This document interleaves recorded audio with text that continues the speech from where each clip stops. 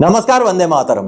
दोस्तों, स्वागत है आप सबका सैनिक पाठशाला में। आज के इस वीडियो में 3 अहम जानकारियां हैं। दोस्तों, एक रिपोर्ट के मुताबिक 2 अलग अलग एक्सपर्ट्स की राय में 8वें पे कमीशन का फिटमेंट फैक्टर और उसमें पे लेवल 1 से लेकर पे लेवल 10 तक बढ़ने वाला पेमेंट का जो आंकड़ा है, डिफरेंस का आंकड़ा है, उसके बारे में जानकारी दूंगा। एक रिपोर्ट आगे आपको दिखाऊंगा।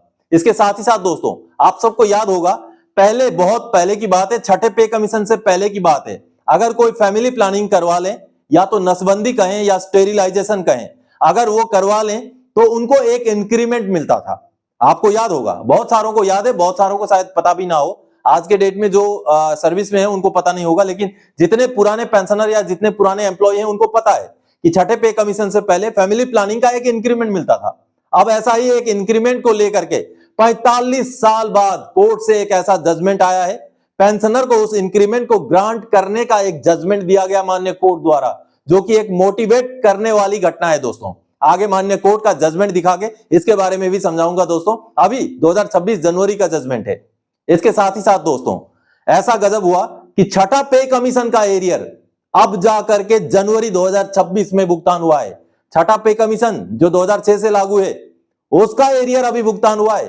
पेंशनर जागरूक हो रहे हैं और कहीं ना कहीं पीएओआर वगैरह भी मना करते करते आखिरकार मानना ही पड़ रहा है कि हाँ, हमने भुगतान नहीं किया, चलिए आपको भुगतान कर देते हैं। तो ये भी एक मोटिवेट करने वाली कहानी है, दास्तां है सर दोस्तों। तो चलिए अब आगे बढ़ते हैं इन्हीं 3 जानकारियों को लेकर। लेकिन आगे बढ़ने से पहले हमेशा की तरह मेरा आप सबसे आग्रह है, अगर सैनिक पाठशाला चैनल का वीडियो आप पहली बार देख रहे हैं या अभी तक चैनल को सब्सक्राइब नहीं किया है, तो चैनल के साथ जुड़े रहने के लिए, इसका हिस्सा बने रहने के लिए और आपसे जुड़ी हुई भरोसेमंद ऑथेंटिक जानकारियां पाते रहने के लिए चैनल को सब्सक्राइब जरूर करें। अब चलिए दोस्तों, सबसे पहले फैमिली प्लानिंग का इंक्रीमेंट देने का कोर्ट का आदेश 45 साल बाद दिया न्याय। जी हां दोस्तों, छठे पे कमीशन से पहले फैमिली प्लानिंग वाला एक इंक्रीमेंट होता था, जिसको स्पेशल इंक्रीमेंट भी कहा जाता था कि किसी ने अगर स्टेरिलाइजेशन करवा लिया तो उनको उसकी वजह से इंक्रीमेंट मिलता था। तब ये सा सिस्टम था। लेकिन एक कर्मचारी उस टाइम में, बहुत पुरानी बात है, 1981 की बात है, उनको स्टेरिलाइजेशन का इंक्रीमेंट दे करके फिर से इंक्रीमेंट बंद कर दिया गया। लेकिन उन्होंने बाद में गुहार लगाई, उस इंक्रीमेंट को उनको नहीं दिया गया। उसकी वजह क्या थी, सब कुछ आपको माननीय कोर्ट के जजमेंट में पता चलेगा। तो कहीं ना कहीं पेंशनर की हौसले की, पेंशनर की हिम्मत की और उनके इतने सालों तक की संघर्ष की ये कहानी है और माननीय कोर्ट का ये जबरदस्त फैसला है। चलिए माननीय कोर्ट का जो जजमेंट आया उसको देखते हैं। दोस्तों, ये जो सामने आप माननीय कोर्ट का जजमेंट देख पा रहे हैं, 9 जनवरी 2026 का जजमेंट है। ये कहीं ना कहीं एक मोटिवेट करने वाली जो है जजमेंट की कॉपी है दोस्तों, और एक उम्र दराज वाले पेंशनर की संघर्ष की कहानी है, जिसमें उनकी कोई गलती ना होते हुए भी उनका पेमेंट का, उनका इंक्रीमेंट का एक हिस्सा काट दिया गया था। जी हाँ, कहानी है, देखिए, किशोर मोहन तिवारी जी की, जिन्होंने स्टेरिलाइजेशन करवाया था, जिसको नसबंदी कहते हैं। पहले छठा पे कमीशन से पहले नसबंदी कराने से, स्टेरिलाइजेशन या फैमिली प्लानिंग कराने से एक इंक्रीमेंट दिया जाता था। तो इनका वही केस है, उनका वाइफ का स्टेरिलाइजेशन हुआ था, जिसकी वजह से उनको एक इंक्रीमेंट दिया गया। लेकिन उस स्टेरिलाइजेशन के बाद भी कुछ सालों के बाद एक बच्चे का जो है जन्म होता है। तो उनके जैसे ही बच्चे का जन्म होता है, तो जो स्टेरिलाइजेशन की वजह से उनको इंक्रीमेंट दिया गया था, उस इंक्रीमेंट को रोक दिया जाता है, उसको दरकिनार कर दिया जाता है, और जिसकी वजह से उनको फाइनेंशियली नुकसान होता है। अब इन्होंने बहुत रिप्रेजेंटेशन किए, लेकिन इनकी बात को सुनवाई नहीं की गई, क्योंकि ऐसे में कर्मचारी या पेंशनर की कोई गलती नहीं है, क्योंकि स्टेरिलाइजेशन हॉस्पिटल ने किया था, बकायदा ऑपरेशन किया था। लेकिन उसके बाद भी जब बच्ची पैदा होती है, तो कहीं ना कहीं उनका इंक्रीमेंट जब रोक दिया जाता है, तो इन पेंशनर के हाथ में और कोई चारा नहीं बचता। तो माननीय कोर्ट में ये केस करते हैं, और माननीय एएफटी लखनऊ से उसी केस का जजमेंट आया है दोस्तों, जो कहीं ना कहीं बाकी भी पेंशनर्स को मोटिवेट करने वाला जजमेंट है, और साथ ही साथ जो पेंशनर हैं उनके संघर्ष को बयां करता है। किस तरीके से हौसला हो तो पुरानी चीजें भी सॉल्व हो सकती हैं। और ये 1981 का केस है दोस्तों, लेकिन अब पेंशनर ने जीत हासिल की, और माननीय कोर्ट ने क्या जजमेंट दिया है, देखिए। इन view of the above discussion, the original application is allowed. Respondents are directed to grant one additional increment, special increment in the shape of personal pay to the applicant with effect from 7 November 1981.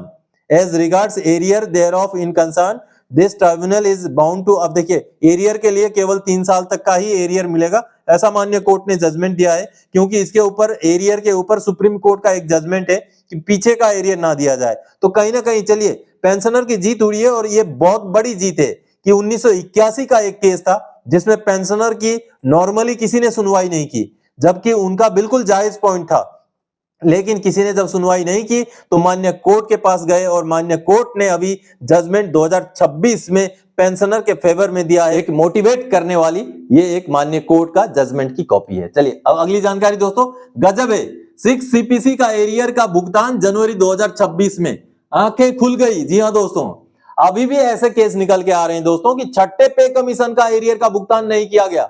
जी हां, ना करते आखिरकार अब जनवरी 2026 के date में pensioner को छठे पे कमीशन का एरियर का भुगतान कर दिया गया है। पेंशनर जागरूक हो रहे हैं, सैनिक पाठशाला से जुड़ रहे हैं, सोशल मीडिया में एक्टिव हो रहे हैं, सही जानकारी, सटीक जानकारी उनको मिल रही है, तो ये कार्रवाइयां हो रही हैं। चलिए जो डॉक्यूमेंट सामने आए उनको देखते हैं। दोस्तों पीएओआर सिग्नल का ये लेटर जो देख पा रहे हैं 12 दिसंबर 2025 का लेटर है, ये छठा पे कमीशन के एरियर को लेके है दोस्तों। इसके आगे अभी जनवरी का लेटर भी मैं आपको दिखाऊंगा, और किस तरीके से अब इन पेंशनर के खाते में ये एरियर आ चुका है। जी हां, पेंशनर की मृत्यु के बाद फैमिली पेंशनर ने ये संघर्ष किया, और अब जा करके पीएओआर ने उनका एरियर क्रेडिट कर दिया। ये सर्विस में थे उस टाइम में, जिस टाइम में उनको ये जो है छठा पे कमीशन का एरियर नहीं मिला था, तो पीएओआर ने जब चेक किया तो उनको पहले ये जवाब दिया था, देखिए दिसंबर 2025 में यह जवाब दिया था कि उपरोक्त संदर्भित आपके सीपी ग्राम्स में के संबंध में यह सूचित किया जाता है कि रिकॉर्ड कार्यालय जबलपुर ने पत्र संख्या डेटेड 30 नवंबर 2025 के अनुसार यह पुष्टि की है कि 6 सीपीसी एरियर के संबंध में 57,693 रुपए का डिमांड ड्राफ्ट दिनांक 23 अक्टूबर 2010 को आपको जारी किया गया था, लेकिन वह आपको वितरित नहीं हो पाया था। बिल्कुल ही चौंकने वाली बात है कि डिमांड ड्राफ्ट भी बना दिया गया, लेकिन पेंशनर को हैंडओवर नहीं किया गया। आगे यह भी सूचित किया जाता है कि इस कार्यालय के पास इस बात का भी कोई रिकॉर्ड उपलब्ध नहीं है कि उक्त राशि का भुगतान बाद में दोबारा से हुआ था या नहीं हुआ था। अतः आपसे अनुरोध है कि वर्ष 2012 से 2020 तक के बैंक स्टेटमेंट उपलब्ध कराएं। अपेक्षित दस्तावेज के प्राप्त होते ही नियम अनुसार कार्रवाई की जाएगी। और इन्होंने बैंक स्टेटमेंट भेज दिया था। अब बैंक स्टेटमेंट भेजने के बाद इनका भुगतान हो गया है। आप देखिए, ये देखिए अगला लेटर 14 जनवरी 2026 का लेटर है, और 14 जनवरी 2026 का लेटर में पीएओआर ने पेंशनर को क्या कहा है, ये देखिए उनको कहा गया है, आपके उपरोक्त पत्र के संदर्भ में यह सूचित किया जाता है कि रिकॉर्ड सिग्नल के पत्र संख्या 30 नवंबर 2025 और आपके द्वारा प्रेषित बैंक स्टेटमेंट का अवलोकन के उपरांत इस कार्यालय द्वारा आपके 6 सीपीसी का 2 की राशि 57,693 रुपए का भुगतान बैंक अकाउंट नंबर में यूटीआर संख्या सो दिनांक 9 जनवरी 2026 को समायोजित कर दिया गया। यानी कि देखिए दोस्तों, छठा पे कमीशन का एरियर आप सोचिए, आज से 20 साल पहले की बात है, छठा पे कमीशन लागू हुआ था, और छठा पे कमीशन का एरियर अभी 2026 में हुआ है, जो कि पेंशनर्स के आंखें खोलने वाली ये एक वारदात है। जी हां, 57,693 रुपए का भुगतान 9 जनवरी 2026 को पीएओआर को करना पड़ा, क्योंकि पेंशनर जागरूक हो रहे हैं और अपना हक, अपना अधिकार जो उनको नहीं मिला है, उसकी मांग अभी वो लगातार करने लगे हैं। तो आप सबने देखा दोस्तों, हो सकता है अभी भी बहुत सारे ऐसे पेंशनर्स हों जिनको छठा पे कमीशन का एरियर ना मिला हो, सातवां पे कमीशन का एरियर ना मिला हो। तो सटीक जानकारी रखिए, सही छानबीन कीजिए, चेक कीजिए, अगर नहीं मिला है तो आप भी आगे कार्रवाई करें। चलिए अब अगली जानकारी दोस्तों 8वें पे कमीशन से जुड़ी हुई 8 सीपीसी में एक्सपर्ट की अलग अलग फिटमेंट फैक्टर। जी हां दोस्तों, एक रिपोर्ट के जरिए आपको समझाऊंगा कि अलग अलग एक्सपर्ट ने कैसे अलग अलग फिटमेंट फैक्टर और अलग अलग पेमेंट की बढ़ोतरी का जो है आकलन लगाया है। अब यहां पर पे लेवल 1 से पे लेवल 5 तक का मैं आपको दिखाऊंगा, आगे फिर रिपोर्ट दिखा के आपको समझाऊंगा। उन्होंने पे लेवल 1 से पे लेवल 10 तक का यह आंकड़ा बनाया है, और ये जो रिपोर्ट सामने आया है वो लेटेस्ट रिपोर्ट है, आगे बताऊंगा। अब यहां पर जैसे कि आप सबको पता है, जो मिनिमम बेसिक है, सातवां पे कमीशन का बेसिक पे की बात हो रही है, यहां मिनिमम बेसिक है 18,000 रुपए। तो पे लेवल 1 जो पियोन लेवल के होते हैं उनका बेसिक 18,000 रुपए है। तो 18,000 रुपए बेसिक जो एक्सपर्ट नंबर 1 है, 2 एक्सपर्ट्स का यहां पर आकलन है। एक्सपर्ट नंबर जो 1 है उनके हिसाब से 51,480 बन जाएगा। उन्होंने फिटमेंट फैक्टर 2.86 का लिया है, और इसमें बढ़ोतरी 33,480 रुपए की हर महीने की बढ़ोतरी दिखाया गया है। लेकिन इतना भी चौंकने की जरूरत नहीं है, इसमें डीए मर्ज हो जाएगा तो लगभग 15,000 के आसपास तो इनको डीए मिल ही रहा है, तो इसलिए इतना जो है बढ़ोतरी ज्यादा नहीं होगा। और लेवल 2 की बात करें तो 19,900 बढ़ के 56,914 और 37,014 रुपए की बढ़ोतरी। लेवल 3 की बात करें तो 21,700। जो लेवल 3 होता है दोस्तों, हमारे जितने भी सिपाही हैं, जो सिपाही में भर्ती हो रहे हैं अभी आज के डेट में, उनका लेवल 3 के हिसाब से ही पेमेंट फिक्स होता है। तो ये पेमेंट की दौरान की बात हो रही है। तो लेवल 3 में 21,700 बढ़ के 62,062 हो जाएगा और 40,362 की बढ़ोतरी। और लेवल 4 में 25,500 बढ़ के 72,930 हो जाएगा, 47,430 की बढ़ोतरी। लेवल 5 में 29,200 बढ़ के 83,512 और 54,312 की बढ़ोतरी। ये तो है एक्सपर्ट नंबर 1 के हिसाब से। अब दूसरे एक्सपर्ट हैं, आगे दिखाऊंगा कौन कौन एक्सपर्ट हैं, उनका क्या पोर्टफोलियो है वो भी दिखाया हुआ है रिपोर्ट में, वो भी बताऊंगा। और एक्सपर्ट नंबर 2 बोलते हैं कि जो 18,000 है वो बढ़ के 30,600 हो जाएगा। इन्होंने बहुत कम फिटमेंट फैक्टर लिया है, इन्होंने 1.7 लिया है, इन्होंने 2.86 लिया है। तो देखिए जो 18,000 है 36,600 बन जाएगा और 12,600 की बढ़ोतरी। और 19,900 जो लेवल 2 है ये बढ़कर के बन जाएगा 33,830, 13,930 की बढ़ोतरी। लेवल 3 बढ़ के 21,700 बढ़ के बन जाएगा 36,890, 15,190 की बढ़ोतरी। और लेवल 4 25,500 जो बढ़ के बन जाएगा 43,350, 17,850 की बढ़ोतरी। और लेवल 5 29,200 जो बढ़ के बन जाएगा 49,640, 20,440 की बढ़ोतरी। ये एक्सपर्ट नंबर 2 की राय है। तो दोनों एक्सपर्ट की जो राय सामने आई है एक रिपोर्ट के जरिए, चलिए उस रिपोर्ट को देखते हैं। दोस्तों ये जो सामने आप एक रिपोर्ट देख पा रहे हैं, द इकोनॉमिक टाइम्स की रिपोर्ट है। अब ये हाल फिलहाल की रिपोर्ट है और इस रिपोर्ट में दो अलग अलग एक्सपर्ट्स की राय लेकर के मिनिमम और मैक्सिमम फिटमेंट फैक्टर को दिखाया गया है। साथ ही साथ पे लेवल 1 से लेकर पे लेवल 10 तक की बढ़ोतरी, फिटमेंट फैक्टर और जो पेमेंट में डिफरेंस है उसको भी दर्शाया गया है। इसका हेडिंग जैसे आप देख पा रहे हैं, 8 pay commission, what can be expected salary rise from group A B C and D employees in 8 CPC।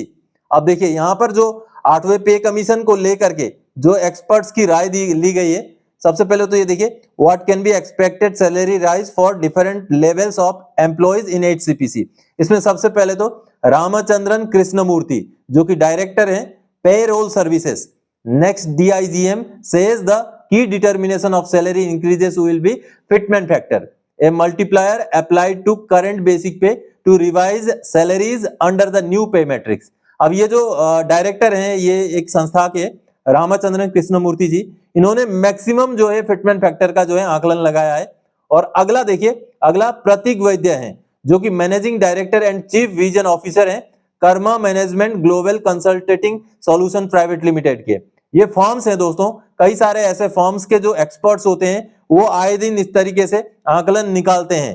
तो जो ये दो जो एक्सपर्ट्स हैं, पहले तो रामचंद्रन कृष्णमूर्ति और अगले प्रतीक वैद्य, अब इनके हिसाब से जो फिटमेंट फैक्टर क्या रहने वाला है और पे लेवल 1 से लेकर 10 तक की बढ़ोतरी कैसी रहने वाली है और उसमें जो पेमेंट का आंकड़ा कहां तक पहुंचने वाला, उसका ये आकलन दिया गया है ये पूरा जो रिपोर्ट में। चलिए सबसे पहले ये देखिए, अब ये जो है Krishnamurthy applies a fitment factor of 2.86 to illustrate how the basic salary of employees में इंक्रीज। यानी कि जो पहले एक्सपर्ट्स हैं उनके हिसाब से क्या बनेगा, ये देखिए, पे लेवल रिवीजन 7 to 8 CPC। ये देखिए पहले 7वां पे कमीशन का यहाँ लेवल 1 की बात की गई है जिनका 18,000 रुपए बेसिक पे है। ये बेसिक पे की बात हो रही है दोस्तों, मिनिमम बेसिक पे जो 7वां पे कमीशन का, जो अब इनके हिसाब से 2.86 का मल्टीप्लीकेशन के हिसाब से बढ़ोतरी होकर के 51,480 और कुल बढ़ोतरी जो डिफरेंस है वो 33,480। तो इसी हिसाब से जो अभी मैंने बोर्ड में भी आपको दिखाया ये वही आंकड़े हैं, यहां पर आप देख पा रहे हैं। ये तो एक एक्सपर्ट की राय है। अब दूसरे जो एक्सपर्ट हैं जो वैद्य हैं, ये देखिए, वैद्य applies a fitment factor of 1.70। इन्होंने एक बिल्कुल मिनिमम जो है फिटमेंट फैक्टर अप्लाई करके यहां पर निकाला है और इन्होंने लेवल 1 से लेकर लेवल 6 तक का दिया है। आप देख पा रहे हैं 18,000 को बढ़ोतरी करके 30,600 और 19,900 को 30,830। इस तरीके से पे लेवल 1 2 3 4 5 6 का इस तरीके से पे लेवल के हिसाब से इन्होंने ये बढ़ोतरी का आकलन लगाया है। तो कहीं ना कहीं अलग अलग जो एक्सपर्ट्स हैं उनकी अलग अलग राय दिखाई देती है दोस्तों। और इस तरीके से जो आगे आने वाले समय में भी बहुत सारे एक्सपर्ट्स की ऐसे राय आते रहेंगी। और क्योंकि ये खबर द इकोनॉमिक टाइम्स की तरफ से दी गई है, तो कहीं ना कहीं इन खबरों में कहीं ना कहीं थोड़ा बहुत ही सही एक सच्चाई के साथ रिलेशन होता है। तो कहीं ना कहीं इस खबर से ये पता चलता है दोस्तों कि अगर हम मिनिमम फिटमेंट फैक्टर की बात करें तो 1.7 इनके हिसाब से निकल के आता है, और मैक्सिमम की बात करें तो 2.86 इनके हिसाब से, इस रिपोर्ट के हिसाब से निकल के आता है दोस्तों। अब विभिन्न समयों पर ऐसे अलग अलग एक्सपर्ट्स अपने राय देते रहेंगे, लेकिन कहीं ना कहीं फिटमेंट फैक्टर का एक मोटा मोटा आंकड़ा लगभग पिक्चर बन रहा है कि जो फिटमेंट फैक्टर है लगभग इन्हीं आंकड़ों के बीच में रहने वाला है। हालांकि इतना भी कम ये आकलन मेरे ख्याल से तो गलत होगा। मेरे ख्याल से तो 1.92 या उससे ऊपर का ये आंकड़ा होना चाहिए। अब मैक्सिमम कहां तक जाएगा ये तो समय बताएगा, उस समय की आर्थिक परिस्थिति बताएगी, 8वां पे कमीशन का रिकमेंडेशन का जो रिपोर्ट है वो बताएगा। तो दोस्तों आज के इस वीडियो में इन्हीं जानकारियों के साथ आया था। आगे और कोई जानकारी दायक आपसे सरोकार रखने वाला विषय लेके मैं फिर से हाजिर हो जाऊंगा। तब तक के लिए जय हिंद दोस्तों।